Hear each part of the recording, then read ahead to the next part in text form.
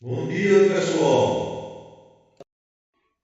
Manchete da Folha de hoje: 31 parlamentares agiram para afrouxar controles sobre descontos do INSS. Principais pontos abordados: envolvimento de 31 parlamentares de 11 partidos, flexibilização progressiva do controle de descontos, papel do governo Bolsonaro na sanção das mudanças,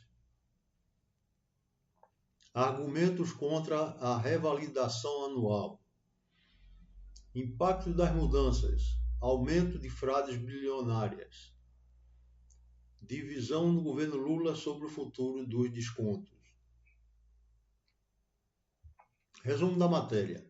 A matéria investiga como 31 parlamentares de 11 partidos, com destaque para o PT, atuaram desde 2019 para enfraquecer mecanismos de controle sobre descontos em benefícios do INSS.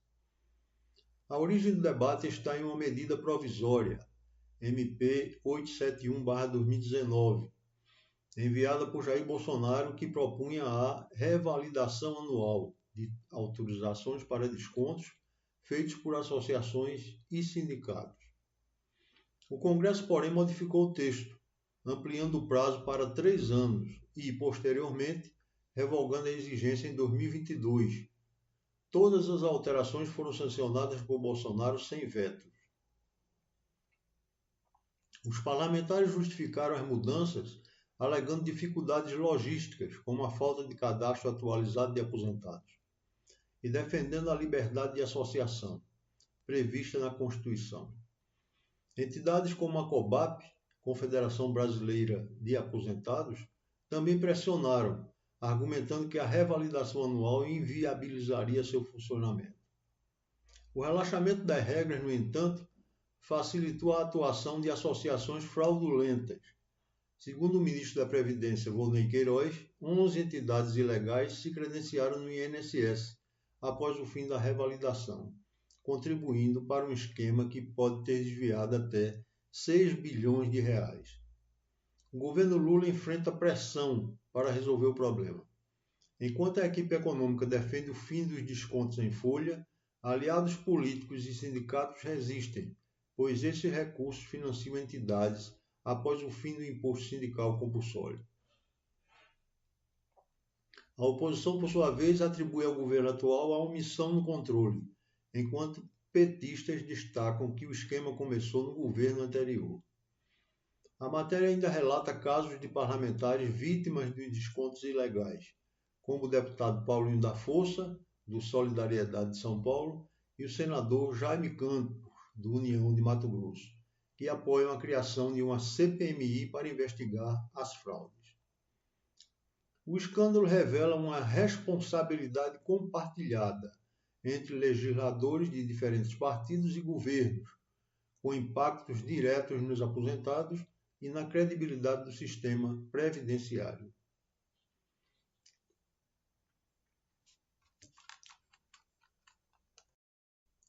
Manchete de O Globo: dívida dos brasileiros volta a subir e já corrói 27% da renda. Principais pontos abordados: dívida das famílias atinge 27,2% da renda em fevereiro de 2025, maior índice desde o início do programa Desenrola, em 2023, com impacto significativo em famílias vulneráveis. Alta da Selic e inflação como principais causas. Taxa básica de juros subiu de 10,5% para 14,75% ao ano em 12 meses, e inflação acumulada em 12 meses ficou em 5,53%. Crédito do trabalhador como nova estratégia governamental.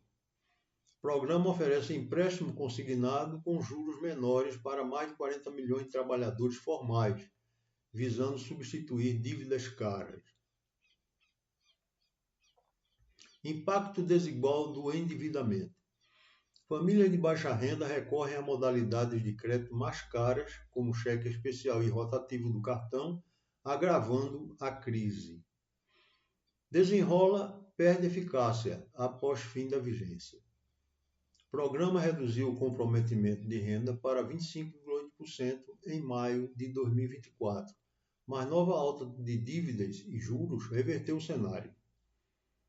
Casos reais ilustram a crise. Aposentados e trabalhadores relatam um comprometimento quase total da renda com dívidas, como Maria Regina, de 72 anos, e Alexandra, de 49 anos.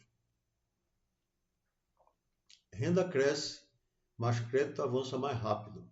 Renda familiar aumentou 9,5% entre maio de 2024 e fevereiro de 2025, mas demanda por empréstimos superou o crescimento. Resumo da matéria. A dívida das famílias brasileiras atingiu 27,2% da renda familiar em fevereiro de 2025, o maior patamar desde o lançamento do programa Desenrola em 2023. O aumento é impulsionado pela alta da Selic, que saltou para 14,75% ao ano, e pela inflação persistente, 5,53% em 12 meses. Fatores que estrangulam o orçamento doméstico, especialmente de famílias vulneráveis. O programa Desenrola, criado para renegociar dívidas anteriores a 2022, trouxe alívio temporário, reduzindo o comprometimento de renda para 25,8% em maio de 2024. No entanto, a combinação de novos empréstimos e juros elevados reverteu o quadro. Em resposta, o governo lançou o Crédito do Trabalhador, que já concedeu 10,1 bilhões de reais em consignados para 1,8 milhão de pessoas, com foco em substituir dívidas caras por taxas menores. A matéria destaca histórias como a de Maria Regina, aposentada que compromete quase toda a sua renda de R$ 3.000 com contas e empréstimos, e Alexandra, copeira e parcela R$ 14.000 em despesas médicas da neta. Ambos ilustram o ciclo vicioso de endividamento, onde o acesso a créditos caros agrava a situação. Economistas apontam que, embora a renda tenha crescido 9,5% no período, o crédito pessoal e o financiamento de veículos avançaram ainda mais, pressionando as contas das famílias.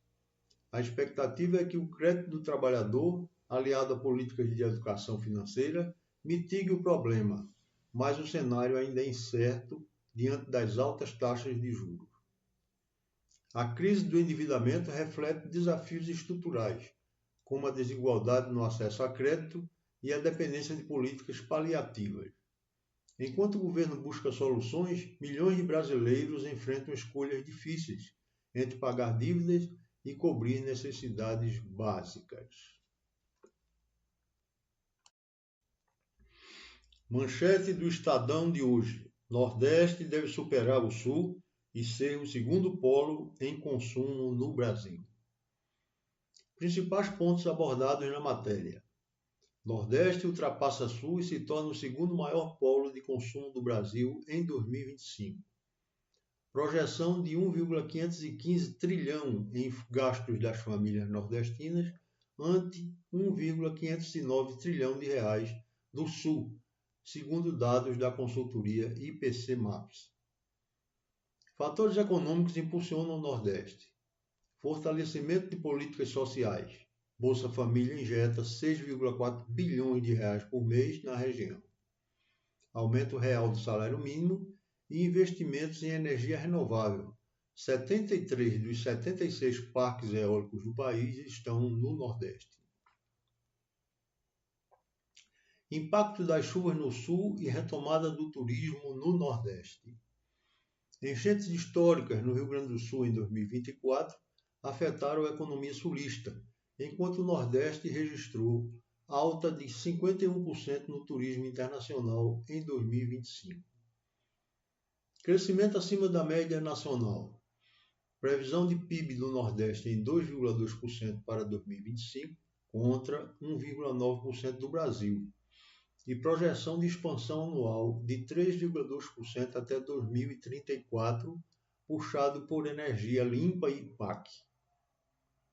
Desigualdade regional e desafios futuros.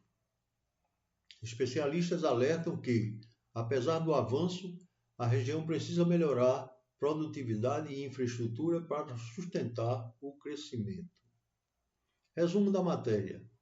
A matéria do Estadão destaca que o Nordeste deve superar a região Sul e se consolidar como o segundo maior polo de consumo do Brasil em 2025, com previsão de movimentar 1,515 trilhão de reais em gastos das famílias, 18,59% do total nacional. A inversão histórica é resultado de uma combinação de fatores. Queda no Sul. As enchentes catastróficas no Rio Grande do Sul em 2024 impactaram setores-chave, como agropecuária e indústria, reduzindo a participação da região no consumo nacional para 18,51%. Crescimento no Nordeste.